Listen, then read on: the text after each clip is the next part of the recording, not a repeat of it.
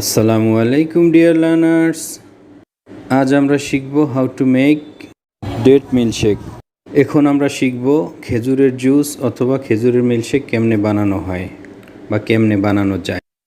প্রথমে আমি 1 কেজি খেজুরের বিচি ছাড়িয়ে নিয়েছি 1 লিটার দুধ। 1 লিটার দুধে আমি 1 পোয়া চিনি দিয়েছি। এখন দেওয়া হচ্ছে কোকো পাউডার।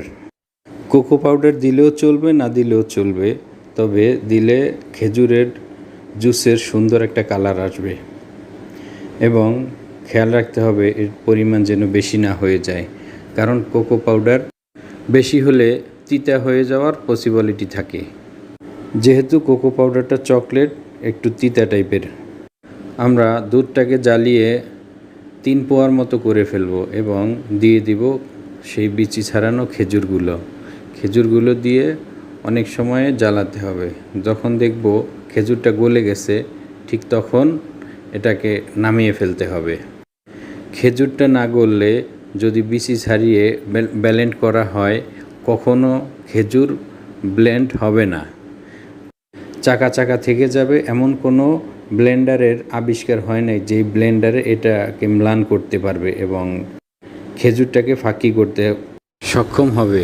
সো এই প্রসেসে খেজুরটাকে আগে প্রসেস করে নিতে হবে, না হয় ব্লেন্ডারে খেজুর কখনো প্রপারলি ব্লেন্ড হবে না। তো খেজুরটা প্রায় গলে গেছে। খেজুর নিয়ে 2টি কথা। খেজুর অতি উপকারী একটি খাবার। খেজুরে থাকে মিনারেল, প্রোটিন, উচ্চ মাত্রার ফাইবার। আমার খেজুরটা হয়ে গেছে, এখন নামিয়ে ফেলবো। নামিয়ে কোনো একটা জারে এটাকে অনেক দিনের জন্য সংরক্ষণ করে রাখা যাবে। নর্মাল ফ্রিজে রাখলে অন্তত 1 সপ্তাহ 10 দিন ভালো থাকবে। আরও যদি বেশি দিন ভালো রাখতে চাই, তবে চুলো থেকে নামানোর আগে একটু ভিনেগার দিয়ে দিতে হবে, তবে দীর্ঘদিন ভালো থাকবে। এখন আমি বানাবো মিল্কশেক। মিল্কশেকের জন্য হালকা একটু চিনি দিয়ে দিব গুঁড়ো দুধ। আমি সবসময় মাছ দুধ ইউজ করে থাকি। মাছ দুধটা টেস্টের জন্য সেরা। দিয়ে দিব ভ্যানিলা আইসক্রিম। এখন দিব বাটার। আমি নাওয়ার বাটার ইউজ করে থাকি, যেটা লো ফ্যাট। দিয়ে দিব সেই জ্বালানো খেজুরটা পরিমাণ মতো 1 গ্লাসের জন্য। খেজুর এমনিতেই মিষ্টি, সো চিনিটা ইউজ না করলেও চলবে, তবে যদি তোমরা মিষ্টির পরিমাণটা একটু বেশি খেতে চাও, তবে চিনি ইউজ করতে পারো। দিয়ে দিব বরফ কুচি এবং ঠান্ডা পানি। এখন ব্লেন্ডারের সর্বোচ্চ পাওয়ার দিয়ে খেজুরটাকে ব্লেন্ড করে নিব। অনেক সময় ব্লেন্ড করতে হবে, তবে মিল্কশেকটা অনেক ঘন হবে।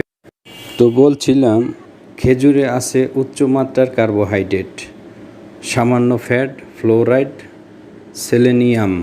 এছাড়াও খেজুরে রয়েছে 6 ধরনের ভিটামিন। মহানবী সাল্লাল্লাহু আলাইহি ওয়াসাল্লামের প্রিয় খাবার ছিল এই খেজুর। আমার খেজুর মিল্কশেকটা হয়ে গেছে, এখন আমি একটি গ্লাসে সার্ভ করব। খেজুর মিল্কশেক বা খেজুরের জুস রমজান মাসের ইফতারের জন্য অনেক উপকারী এবং হেলদি একটি খাবার। সো সুন্দর করে খেজুরের মিল্কশেক বানাতে হলে অবশ্যই এই প্রসেস অবলম্বন করতে হবে।